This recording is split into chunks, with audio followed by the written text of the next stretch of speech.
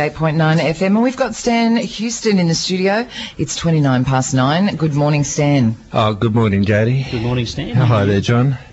How are you feeling this morning? Well, I'm a bit tired, and there's a reason. I waited all yesterday for a response from Kevin Anderson of the Nationals on my platform of party reform, and around about 6:30 I started to send out to compose a Facebook post to 200 of my Facebook friends as part of a process whereby I tag each of those friends, and I ask them to pass the post on to as many of their friends as they can. And the substance of that post was that I had no response from the Nationals, having written to them on the 15th of March asking for their support on party reform. I'd had a timely response from Peter Draper by the Thursday that I indicated I needed a response supporting party reform, apart from some minor details that he said he wanted to discuss with me at a later date, but he was able to come in support. By the following Monday, despite an assurance I had from a National Party staffer that I would have a decision on Monday, I had nothing from Kevin or the Nationals, and I'm afraid that the post that I sent to my friends and asked them to pass on included a concern that the strategy had been used of deliberately trying to stall me until there was nothing further or no further time for me to act. Now, at about I think about 7 or 7:30, I started sending that post out with the tags to friends. 120 had gone out to 120 friends, and shortly before 10, I had a text from Kevin Anderson, and I'm handing John the text of those texts, that we exchanged, and I don't know. I can only assume that somebody had mentioned to Kevin that the post had gone out, that it basically said that I believe the Nationals could not support party reform, that Kevin was a puppet of the National Party machine, and that there was a serious danger that the National Party machine was simply taking orders from mining big money. The attempts of Kevin, which I really took to be the attempts of a candidate to salvage his campaign against the orders of his party machine, the National Party machine, the attempts of Kevin to make a statement about party reform were attempts that I couldn't accept, that nobody I was posting would accept. He says, been on pre-poll, this is at 9:52 p.m, been on pre-poll and flat out, I believe we need honest politicians, and those who have sought to profit otherwise should be condemned. Thanks, Kev. I replied as the paper I've given to John indicates, that I needed a statement in support of party reform, at least equivalent to Peter Draper's "happy to support your principles, Stan, can debate some minor issues with you at a later date, thanks Peter." I asked Kevin to refer to that letter of the 15th of March, to which of course Peter's email referred. And all I got back from Kevin was, happy to discuss with you in detail at a later stage in relation to party reform in general. I believe the Nationals are setting the standard. I waited around for another 45 minutes. I texted back that wasn't satisfactory. I waited around for another 45 minutes, and then, because I had told my Facebook friends that they would get something from me on Monday night, I continued tagging them and sending out the post, which finally, the last group would have got them at 5 to 12 last night. So yes, a little bit tired, but I need to make it clear that I don't mean to offend long-standing Nationals supporters. I have been, as somebody who believes in major parties, a supporter of Kevin over Peter in the past, and readers of the Northern Daily Leader will be very aware of that. That has completely changed, the facts have changed, and I've changed my mind. The National Party is now alone in the Australian political world as refusing to commit to party reform. Premier Baird is on the donations question. Labor leader Foley was in the Herald yesterday with a statement which actually people who saw my photo of it on Facebook wondered whether I was being quoted.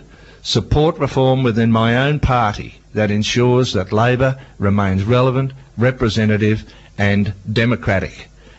He refers to disenchanted with politics. People are lack of disconnected from and disenchanted with politics. This is Luke Foley.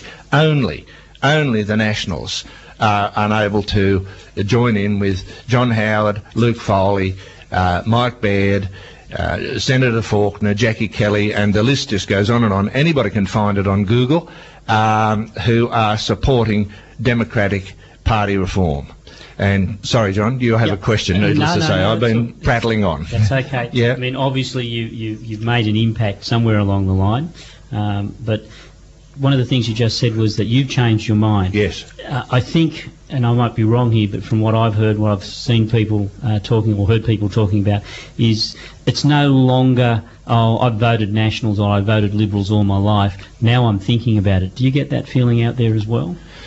Yes, I do. I've had approaches from people saying that they're very uncertain about whether, despite the saturation television advertising from the Nationals and from the Minerals Council, the mining industry, of course, exactly in parallel with the National Party, the National Party can win this seat. There appears to be a very deep cynicism about the Nationals, and I can now, in view of their inability to take a position on party reform, I can understand why. As I say, all the parties are lined up, but the point I need to emphasise here is that the people that I've referred to are people on review panels. They're people in party conferences like Senator Faulkner. They're people who are leaders like Mr Rudd and Mr Foley. But the people need to speak, in my opinion. And this is what the Facebook chain is actually all about. The process whereby people tag their friends and their friends tag their friends, and it expands exponentially, is an essential process, in my opinion, because, as I say, this voice now needs to come from the people on the ground. The Facebook connection here is very important. I think this is probably the first election that we've had where people have really been able to use and understand the power of Facebook. I think that's true to my knowledge. We will make history one way or another, and I hope we make history by demonstrating that Facebook can give the ordinary people power to influence and seriously influence the outcomes of these polls, as I say, against the glossy, superficial trash, basically the pre-election bump that we get in our letterboxes and see on our TV screens and so on. Yes, but people have to, if I can put it this way, put the work in network. You really do. Rather than just using newsfeed, it's not enough. There's too much traffic on it. People need to sit down and tag their friends in groups of 30 and keep the message circulating in that expanding way. The polling happens next Saturday. We have a blackout from midnight tomorrow night. Stan Heuston, have you fought the good fight?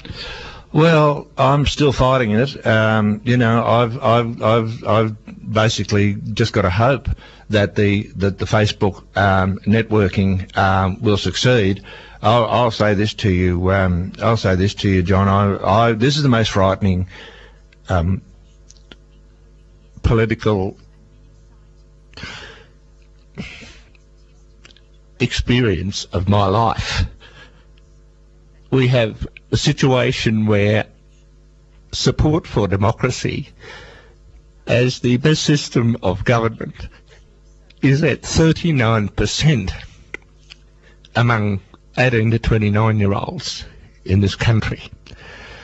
And what I'm hearing, what I'm seeing from the Nationals sounds to me like attitudes of the People's Republic of China to democracy. I don't say Chinese attitudes.